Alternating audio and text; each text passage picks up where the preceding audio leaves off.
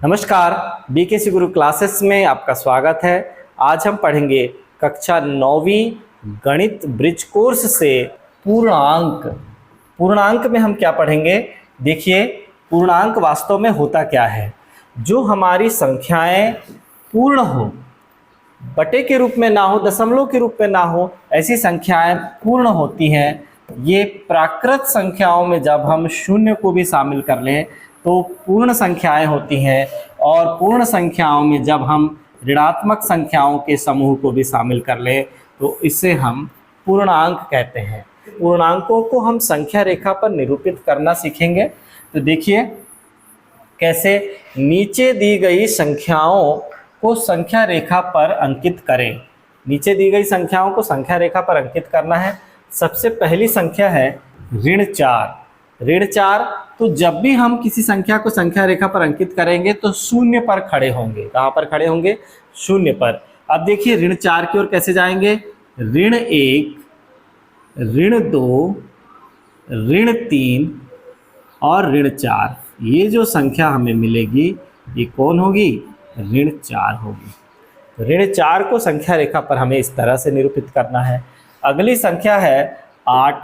ये संख्या रेखाएं आप अपनी नोटबुक में अलग अलग भी बना सकते हैं। अब हमें 8 को दर्शाना है, तो फिर से देखिए फिर 0 पर खड़े हो गए हम। फिर 1, 2, 3, 4, 5, 6, 7 और ये 8। तो ये सारे डिब्बे कितने के हैं? +1 के हैं। ये सारे डिब्बे हम ऐसा भी दर्शा सकते हैं यहाँ संख्या रेखा के ऊपर कि प्रत्येक जो लहर हम बना रहे हैं ये कितने भाग को दर्शा रही है? एक भाग को दर्शा रही है। और यहाँ जो हम पहुँचे ये कौन है? यही तो 8 है। इसी तरह से आपको संख्या रेखा पर ऋण 6, 3, 2, ऋण 2 और ऋण 3 को दर्शाना है बच्चों। अब हम लेते हैं कार्यपत्रक 2। कार्यपत्रक 2 में देखिए यहाँ पर है रिक्त स्थानों में बड़ा है छोटा है का प्रयोग करते हुए भरना है। तो देखिए हमें पता है कि सबसे जो धनात्मक संख्याएं हैं ये बढ़ते क्रम में, गिनती के बढ़ते क्रम में होती हैं। फिर 1 से छोटा 0 होता है, 0 से छोटा ऋण 1, ऋण 1 से छोटा ऋण 2, ऋण 2 से छोटा ऋण 3, ऋण 3 से छोटा ऋण 4। जितना बड़ा ऋणात्मक आंकिक मान होगा उतना छोटा उसका वास्तविक मान होगा। तो देखिए जितना बड़ा अंक है और ऋणात्मक है वो उतना ही छोटा है, क्योंकि अधिक कर्ज में है, वो अधिक ऋण में है। यदि किसी व्यक्ति पर 5 रुपये का कर्ज है और दूसरे व्यक्ति पर 10 रुपये का कर्ज है तो ज़्यादा कर्ज में कौन है? ज़्यादा ऋण किसके पास है? ऋण 10 के पास है, इसलिए वह ज़्यादा छोटा व्यक्ति कहलाएगा। इसी प्रकार अब हम यहाँ देखते हैं तो बड़ी ही आसानी से हम यहाँ पर चिन्ह लगा सकते हैं। देखिए लगाते हैं, यहाँ पर चिन्ह लगाएंगे। सबसे पहले 0 और ऋण 3 में 0 बड़ा है, जो बड़ा है उसके तरफ चिन्ह का मुंह खुला कर देंगे हम। ऋण 40 और ऋण 20 में ऋण 20 बड़ा है, ऋण 20 के तरफ मुंह खुला कर देंगे। ऋण 90 और 48 में 48 बड़ा है, 48 के तरफ मुंह खोल देंगे। फिर ऋण 53 और ऋण 5 में ऋण 5 बड़ा है, ऋण 5 की तरफ मुंह खोल देंगे। ऋण 7 और ऋण 1 में ऋण 1 बड़ा है, ऋण 1 की तरफ मुंह खोल देंगे। और ऋण 100 और ऋण 101 में कौन बड़ा है? आपको चिन्ह स्वयं लगाना है। चलिए आप आगे बढ़ते हैं।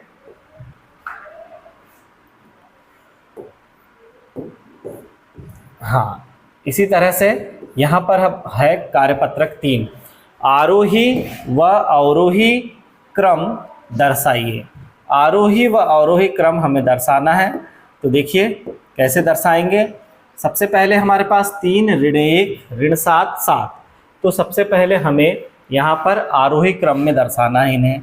आरोही क्रम में दर्शाने के लिए क्या करना पड़ेगा? बढ़ते क्रम में सबसे छोटे मान को सबसे पहले लेंगे। तो ऋण 7, फिर उससे बड़ा कौन है? ऋण 1, फिर उससे बड़ा कौन है? 3 और उससे बड़ा कौन है? 7। इस तरह से हम इसे आरोही क्रम में जमा देंगे। दूसरी संख्या भी ले लेते हैं, आरोही क्रम में जमा देंगे।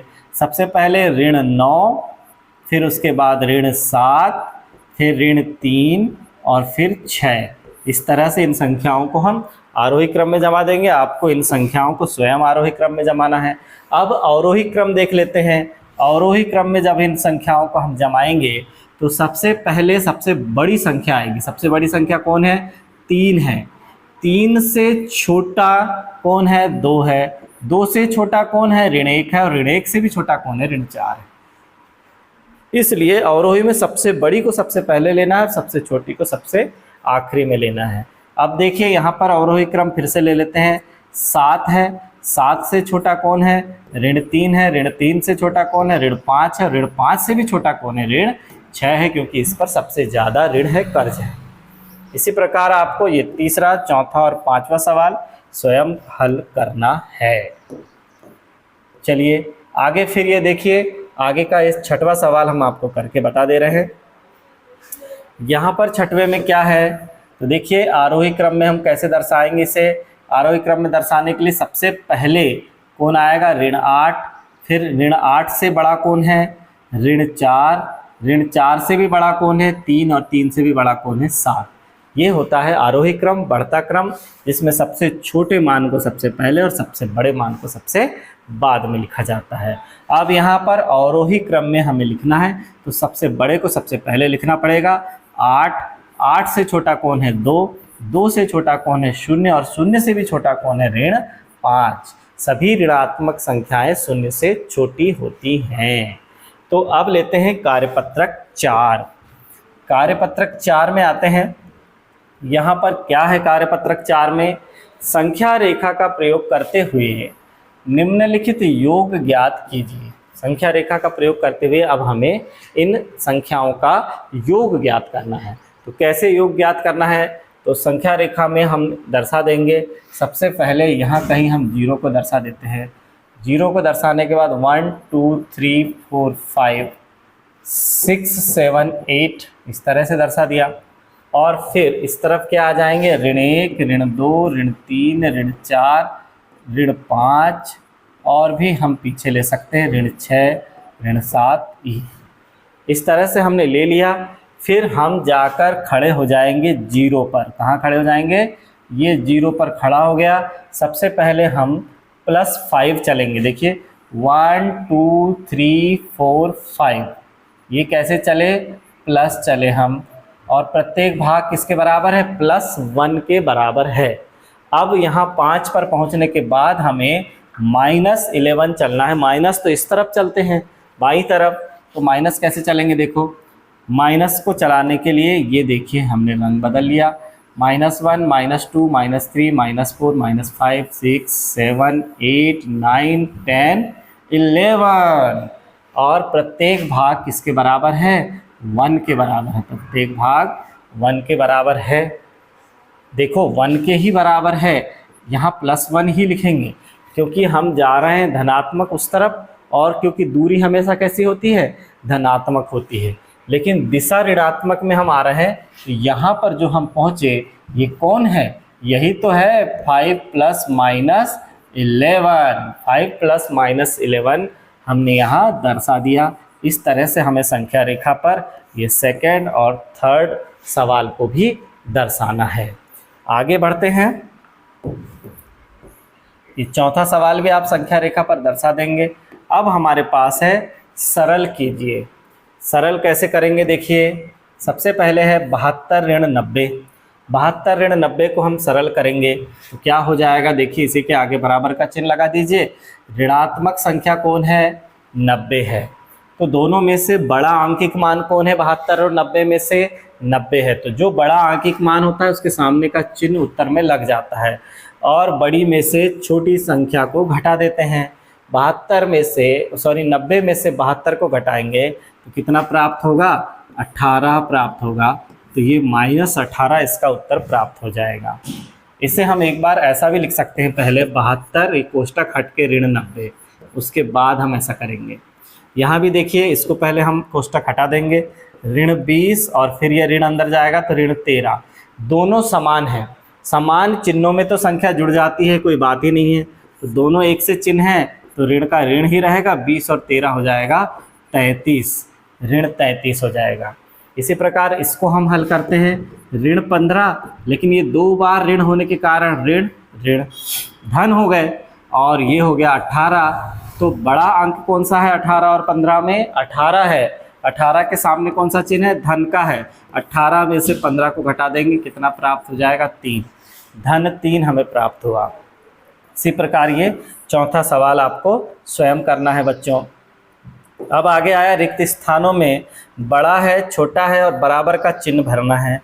तो दोनों पक्षों को हमें हल करना पड़ेगा, उसके बाद ही हम चिन्ह भर पाएंगे। ये देखिए, ये है ऋण 3 और ये धन ऋण का हो गया ऋण 6, दोनों मिलकर हो गया ऋण 9।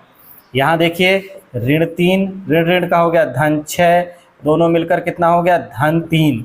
दोनों में अंतर है, धन 3 ऋण 9 से बड़ा है, तो जो बड़ा है उसके तरफ मुंह खुला कर देंगे। यहाँ पर चिन्ह लगाना है, लेकिन मुंह खुला उस तरफ हो जाएगा। इस काम को आप साइड में करेंगे और सही चिन्ह आपको सही जगह पर लगाना है। दूसरा सवाल है ऋण 21 धन ऋण 10 और दूसरी तरफ है ऋण 31 धन ऋण 11। दोनों को हल करते हैं। ऋण 21 और धन ऋण का हो गया ऋण 10 और इस तरफ हो गया ऋण 31 और ऋण 11। दोनों ऋण के हैं, इसलिए यहाँ पर आया ऋण 31 और यहाँ पर आया ऋण 42। ऋण 42 छोटा है, तो जो बड़ा है उसके तरफ मुंह खुला हो जाएगा। इस तरह से हम यहाँ पर ऐसा चिन्ह लगा देंगे। इसी प्रकार ये तीसरा सवाल आपको स्वयं करना है बच्चों। चलिए अब लेते हैं कार्यपत्रक 5। कार्यपत्रक 5 है हल करें। हल करना है हमें।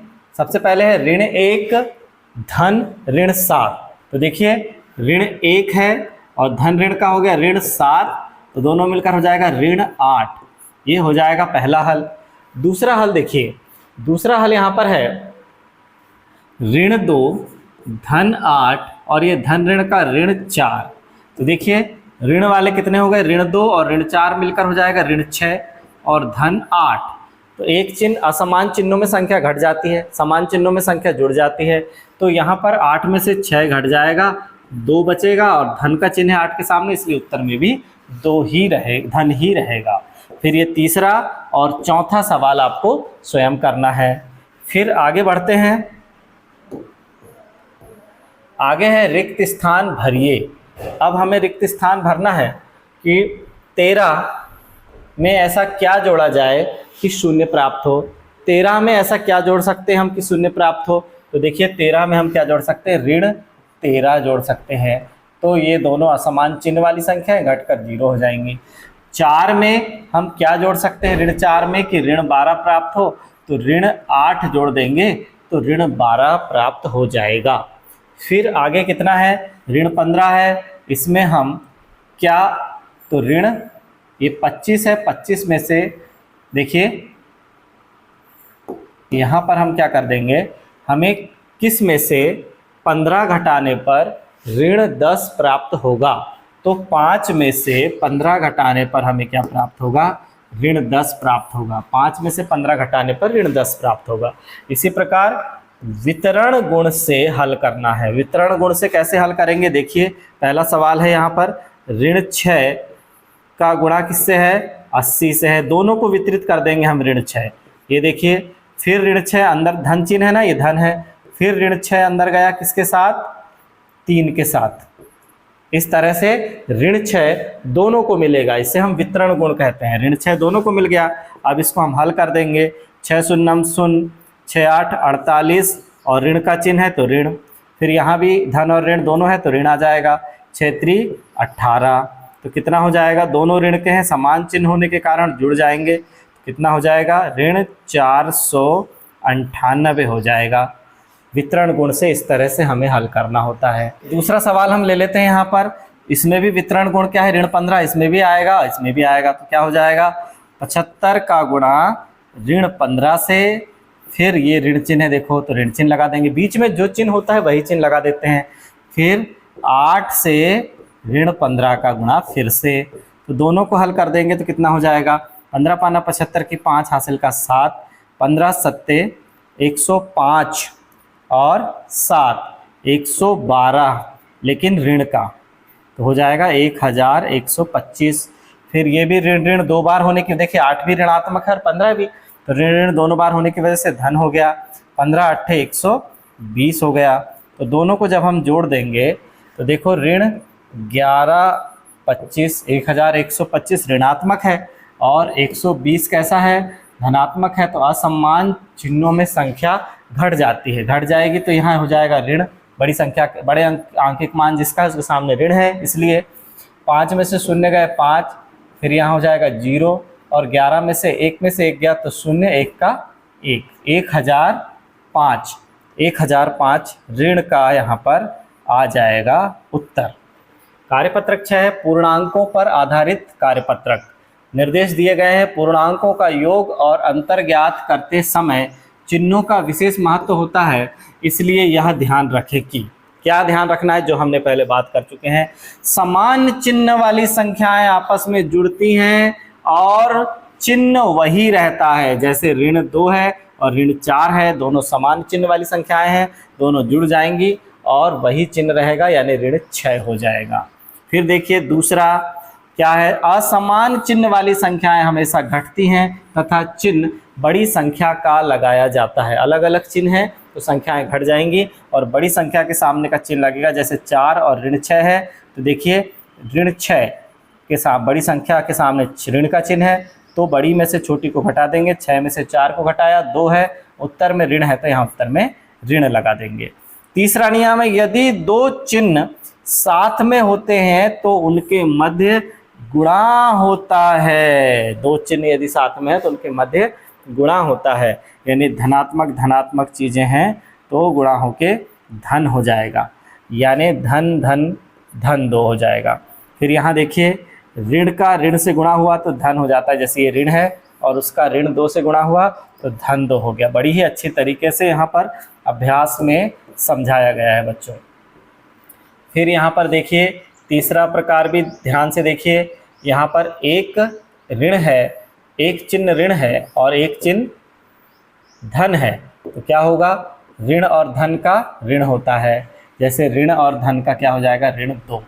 फिर यहाँ पर पहला धन है और दूसरा भी ऋण है, तो भी दोनों में से यदि एक भी ऋण चिन्ह है तो उत्तर में ऋण प्राप्त होता है।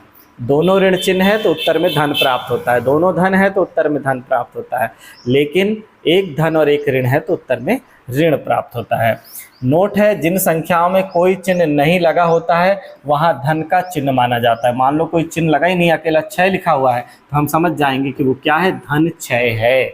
यदि कोई चिन्ह लगा हुआ नहीं है तो वह सदैव धनात्मक होता है। फिर निम्न प्रश्नों को हल करना है। अब इन प्रश्नों को हल कर देंगे तो ऋण 2 और ऋण 3 देखिए समान चिन्ह है तो संख्या जुड़ जाएगी, ऋण 5 हो जाएंगे। फिर धन 10 और ऋण 12 है, असमान चिन्ह है तो संख्या घट जाएगी, यहाँ हो जाएगा ऋण 2। फिर यहाँ देखिए ऋण 4 और धन 3 है, फिर से असमान चिन्ह है तो संख्या घट जाएगी, 4 में से 3 जाएगा तो ऋण 1 बचेगा। फिर यहाँ ऋण 12 है, ऋण 15 है, दोनों समान चिन्ह है तो संख्या जुड़ जाएगी, ऋण 12 और 15 हो जाएगा 27। इस तरह से ये तीसरा और छठवां सवाल आपको स्वयं करना है। चलिए आगे बढ़ लेते हैं। संख्या A का संख्या B के साथ योग ज्ञात करो। A का B के साथ हमें योग ज्ञात करना है, तो देखिए कैसे योग ज्ञात करेंगे।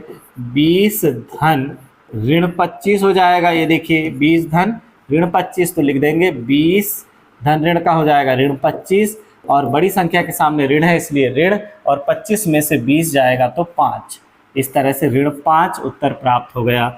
इसी प्रकार यहाँ पर देखिए ऋण 10 धन ऋण 20 है, तो इसे हल करेंगे तो क्या हो जाएगा, ऋण 10 और ये धन और ऋण का ऋण हो जाएगा 20, दोनों समान चिन्ह है तो ऋण 30 हो जाएगा। समान चिन्हों में संख्याएं जुड़ जाती हैं। इसी प्रकार आपको ये तीसरा, चौथा, पांचवा सवाल को स्वयं हल करना है। संख्या A में से B को घटाइए। अब हमको क्या करना है, संख्या A में से संख्या B को घटाना है। तो देखिए कैसे घटाएंगे A में से B को। तो हमारे पास A कितना है, ऋण 20 है और B कितना है, ऋण 30 है। तो घटाना है तो घटाने का चिन्ह तो लगाना पड़ेगा। क्या हो जाएगा, A माइनस B करना है। तो कैसे हो जाएगा, ऋण 20 और ये वाला माइनस परमानेंट वाला तो एक हमें लगाना ही है, लगा दिया। फिर कितना है, ऋण 30। एक जो 30 के सामने ऋण है उसको ध्यान नहीं रखना है, हमको ये ध्यान रखना है कि A में से B को घटाना है। तो A लिखा फिर B लिखा और दोनों के बीच में ऋण का चिन्ह लगा दिया।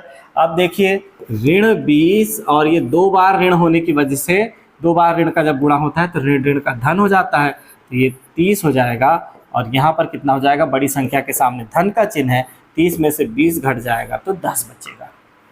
है ना बच्चों, आसान। इसी प्रकार आपको दूसरा और तीसरा सवाल करना है, चौथा सवाल करना है, पांचवा मैं करके बता रहा हूँ। यहाँ फिर से देखिए हमें क्या करना है, a माइनस बी करना है, a में से b को घटाना है। a कितना है 45, b कितना है ऋण 35, और दोनों के बीच में कौन सा चिन्ह लगना है, ऋण का लगना है। तो कितना हो जाएगा 45, दो बार ऋण होने की वजह से धन 35, अरे वाह दोनों धनात्मक हैं, तो 45 और 35 कितना हो जाएगा 80 हो जाएगा। ये हमारा आंसर है। अब चौथे नंबर में आया सरल कीजिए या सरल करो। तो सरल करते हैं, क्या है यहाँ पर देखिए, ऋण 3 ऋण ऋण 2 धन 3। तो इसे हल करेंगे, सबसे पहले आएगा ऋण 3, दो बार ऋण होने की वजह से ये ऋण ऋण 2 क्या हो जाएगा, धन 2 हो जाएगा। फिर आगे क्या है, आगे है धन 3, आगे है धन 3, कितना हो जाएगा देखिए यहाँ पर इसको हम हल कर देंगे तो 2 3 और 2 हो जाएगा 5, 5 में से 3 घट जाएगा तो बचेगा 2, धन का 2 बचेगा। इसी प्रकार देखिए यहाँ पर 10 है, फिर ये धन ऋण 4 है तो ऋण 4 हो जाएगा, फिर ऋण 5 हो जाएगा, 10 में से 4 घटेंगे तो 6 बचेगा, 6 में से 5 घटेंगे तो 1 बचेगा। सीधे उत्तर हम यहाँ लिख देंगे 1। इसी प्रकार तीसरा, चौथा, पांचवा सवाल आपको स्वयं करना है। आगे लेते हैं कार्यपत्रक 7 क्या कह रहा है। कार्यपत्रक 7 देखिए, निम्न संख्याओं का गुणा करो। इन संख्याओं का गुणा करना है तो देखिए एक संख्या धनात्मक है, एक ऋणात्मक है। यदि एक बार ऋण चिन्ह आएगा गुणा में तो उत्तर में ऋण प्राप्त होगा, दो बार ऋण चिन्ह आएगा तो भी उत्तर में धन प्राप्त होगा, 3 बार ऋण आया तो ऋण प्राप्त होगा, 4 बार ऋण आया तो धन प्राप्त होगा। यदि सम संख्याओं के रूप में ऋण का गुणा हो रहा है, 2 बार ऋण है, 4 बार ऋण है, 6 बार ऋण है, 8 बार ऋण है, 10 बार ऋण है, यदि गुणा में तो धनात्मक उत्तर प्राप्त होगा। अभी हमारे पास 1 3 5 7 9 बार यदि गुणा है, ऋण है गुणा में तो ऋण प्राप्त होता है। एक बार ऋण है तो क्या हो जाएगा ऋण, 4 दूनी 8। यहाँ 4 का चिन्ह धन तथा 2 का चिन्ह ऋण है, अतः क्या हो जाएगा, धन और ऋण का जब गुणा होता है तो परिणाम ऋण प्राप्त होता है, इसलिए ऐसा आया। अब यहाँ पर क्या हो जाएगा, 4 पंचे 20 और एक बार ऋण आया है तो ऋण, फिर 3 दूनी 6, 1 2 बार ऋण आया है तो धन, फिर 11 पाना 55, एक बार ऋण आया है तो ऋण, 7 चौके 28, एक बार ऋण आया है तो ऋण। इस तरह से हम हल करेंगे। अगला प्रश्न है सरल करो। ऋण 2 ऋण 3 और ऋण 4 को गुणा करना है। कितने बार ऋण आया है गुणा में, देखो 1 2 3 बार ऋण आया है, इसलिए उत्तर में क्या आएगा ऋण। 4 तिया 12, 12 दूनी 24, बहुत आसान है। अब यहाँ पर देखिए प्रश्न में कितने बार ऋण आया है, 1 2 बार आया है, 2 बार आया है, मतलब उत्तर में क्या आएगा धन। 4 एकम 4, 4 दूनी 8, ये आ गया। इस तरह से आपको आगे के सवालों को करना है। ये तीसरा सवाल, चौथा सवाल, पांचवा सवाल, ये आपको स्वयं करना है बच्चों। अब हम लेते हैं कार्यपत्रक 8। कार्यपत्रक 8 क्या कह रहा है, संख्याओं का भाग। तो देखिए समान चिन्ह, फिर से बात आती है कि समान चिन्ह वाली संख्याओं का भागफल धनात्मक प्राप्त होता है। या यदि ऋण ऋण चिन्ह वाली संख्याओं का भाग दे रहे तो उत्तर धन में ही आएगा, क्योंकि ऋण से ऋण कट जाएगा। समान चिन्ह धन धन वाली संख्याओं का भी भाग देंगे तो उत्तर में धन ही आएगा। तथा असमान चिन्ह वाली संख्याओं का ऋणात्मक प्राप्त होता है भाग करने पे। तो बहुत आसान है, यहाँ ऋण 12 भागित ऋण 6 है तो उत्तर में क्या आएगा 2। 6 का भाग 12 में देंगे तो 6 दूनी 12। 4 भागित ऋण 2 है, 4 में ऋण 2 का भाग देंगे तो 2 आया भागफल, और एक दोनों में असमान चिन्ह है, असमान चिन्ह होने के कारण यहाँ ऋण में आ गया। अब देखिए दोनों के समान चिन्ह है, ऋण 15 और ऋण 5, तो भागफल सीधे क्या हो जाएगा 5 तिया 15। इसमें भी दोनों के समान चिन्ह है तो भागफल तो धनात्मक ही होता है, 5 25, 5 बार चला गया। फिर यहाँ पर देखिए ये धनात्मक है, ये ऋणात्मक है, 12 तिया 36, लेकिन दोनों में से एक बार ऋण है इसलिए ऋण। यदि चिन्ह असमान है तो ऋण आएगा, यदि चिन्ह समान है दोनों के तो धन आएगा, है ना बच्चों। अब आगे बढ़ते हैं। इसी प्रकार आपको ये पांचवा और छठवां सवाल, चौथा और पांचवा सवाल स्वयं करना है। फिर अब लेते हैं सरल कीजिए, इसे हमें सरल करना है। क्या है देखिए, ऋण 2 और ऋण 8, ऋण 2 और ऋण 8 दो बार ऋण होने की वजह से क्या हो जाएगा, दो बार ऋण होने की वजह से क्या हो जाएगा, धन हो जाएगा, और 8 दूनी 16 हो जाएगा। अंश में कितना हो जाएगा, 16 हो जाएगा, तो लिख देंगे 16। हर में क्या हो जाएगा, 4 दूनी 8, लेकिन दोनों में से एक में ही ऋण है, यहाँ हो जाएगा ऋण 8। अब इसे जब हम हल करेंगे तो 8 एकम 8, 8 दूनी 16, दो बार गया, लेकिन एक असमान चिन्ह है, इसलिए उत्तर में क्या आएगा, ऋण। यदि भाग की प्रक्रिया में एक ही संख्या में ऋण है तो उत्तर में ऋण आएगा, दोनों में ऋण है तो उत्तर में धन आएगा, है ना। अब इसी प्रकार आगे के सवाल देखते हैं। आगे का सवाल नंबर 2 देखिए। सवाल नंबर 2 में क्या है, यहाँ पर हम देख लेते हैं। सबसे पहले 25 और 15, तो क्या हो जाएगा, ऋण 25 गुणा 15, कोष्टक हट गया।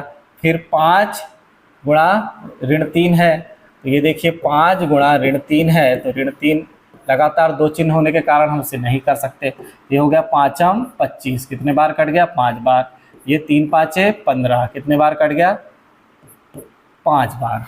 तो अब देखो ऊपर कितना आया, ऋण है तो ऋण आएगा, सबसे पहले 5m 25 आया, और नीचे देखिए ऋण है तो ऋण 1 आया, बस। तो दोनों में ऋण है तो भागफल कितना आएगा, 25 आएगा, दोनों के ऋण कैंसिल हो जाएंगे। इसी प्रकार ये तीसरा सवाल आपको स्वयं करना है बच्चों। पूर्णांक की क्लास हमारी यही समाप्त होती है। धन्यवाद।